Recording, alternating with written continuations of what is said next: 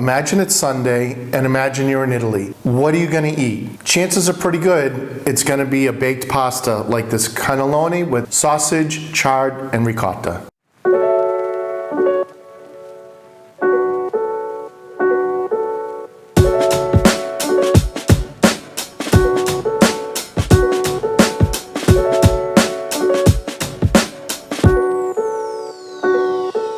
Welcome to Actually Italian. I'm Sal and I've been living in Italy for years now. I'm really excited to teach you some authentic recipes so you can cook like an actual Italian.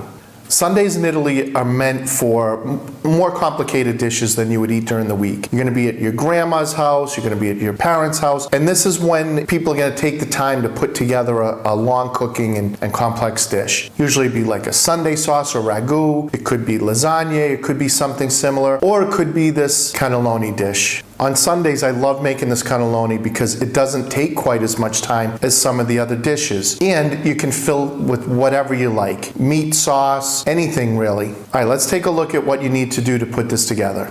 Let's start by going over the pasta. Cannelloni means big straws, and you can see these are cylinders, so essentially they're like big straws. This particular kind of pasta is a no-boil shell. This is gonna make your life really easy too because it's gonna save a big time-consuming step. At the same time though, the texture is really great, so you're not sacrificing any quality for convenience. There is one particular thing you need to watch out for when you're doing no-boil pastas, but we'll get into that in a minute. So this recipe is really about assembly with just a few bits of cooking in between. So let's head over to the stove and get started. The first thing we need to do is make the bechamel sauce. I've weighed out equal amounts of butter and flour. We're gonna get a roux going. I do have a link to the recipe, a printable recipe in the description box. So if you need measurements, then you'll find that down below. Once the butter is melted and we can put the flour in, give it a good mix, we'll let this cook for a couple of minutes to cook the rawness off of the flour. Now I'm gonna slowly add some milk, just a little bit at a time, so that way it doesn't get all clumpy. So I kind of do it in stages here.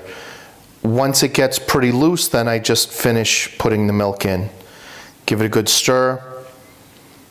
Now I'll throw a bay leaf in, and we just need to stir this every couple of minutes just so it doesn't get burned on the bottom. The key is also, we don't want it to get too thick because where that no-boil pasta absorbs a lot of liquid, if we make this really thick, then we're gonna end up with the dry pasta at the end. We can see it's thickened up nicely, but it's still loose. If I stir it around with the spoon and then give it a wipe on the back, you can see it doesn't drip. So that's basically what we're looking for. While that's cooking, I'm gonna cook the sausage and the chard. I'll start with the sausage, and I make them into these patties. So I'll put them in the pan with just a little bit of olive oil just to get the fat rendered out. When they get crispy on the bottom, I'll flip them, then I'll crisp them on the other side. Finally, I just start kind of chopping it up with the edge of a flat spatula.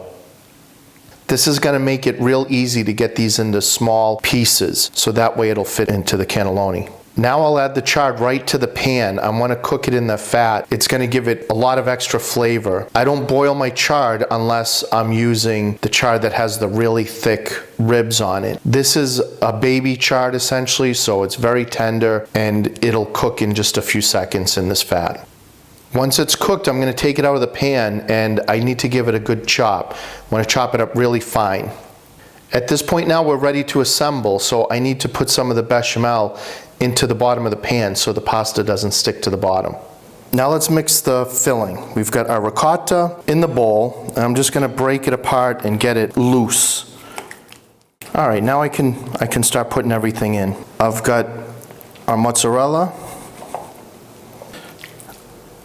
our chard, sausage, grated parmesan. You can use pecorino if you like. Some nutmeg is really essential in this. In filled pastas, when you have ricotta, in greens, any kind of greens like spinach or anything, nutmeg really just works well with it. I'll give this a mix and check it for seasoning before I add the egg. We want this really homogeneous. We want every bite to have the same amount of each ingredient. I wish you could smell this. The aromas are just fantastic. The sausage and the nutmeg and the cheese. All right, let me check for seasoning now. It can definitely use a little bit of salt. The pasta doesn't get boiled. Usually that's when you get some salt into the pasta during the boiling process. That's not going to happen this time, so we want to make sure everything's well seasoned. Now I'm ready for the egg.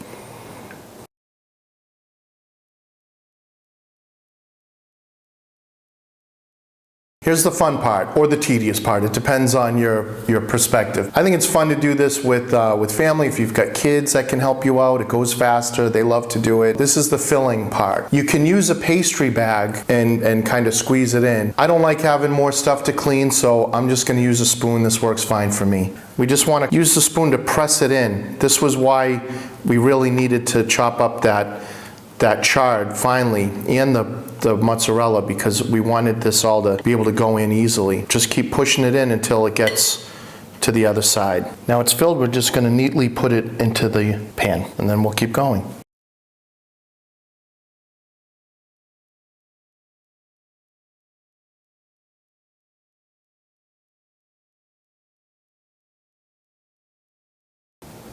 There, that's the last one in. Now I just need to cover it with some bechamel, and it goes right in the oven. All right, we just want to ladle this over. We want everything covered. So you really want to make sure that there aren't any spots that are exposed. If this were a boiled version, it wouldn't be so bad. In fact, it would be kind of nice, because I like some of those bits that get a little bit crispy. But these won't get crispy. These will just burn. I'm going to spread it around, get it evenly coated here. There, that's perfect. Now put this into the oven. It's been preheated to 375 degrees. We'll put it in there uncovered, and we'll let it cook for 35 to 40 minutes.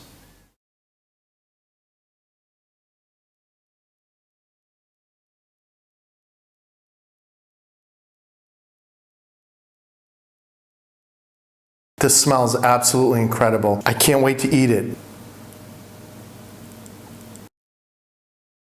It's so good. The bechamel sauce is nice and creamy. The ricotta adds this nice richness. And then the chard kind of makes you feel like guilt-free, because you're at least getting some nutrients out of it. The sausage and the chard together are great, because when you have any kind of pork product and a green, they just really go well together. I can't think of a better Sunday dish than this. It just hits all those right notes. If you're intimidated by making lasagna, this is a great recipe to get started with, because it has all those things that you want in a lasagna, and it's just much easier to do. I hope you make this and enjoy it as much as I did, and I'll see you in the next video.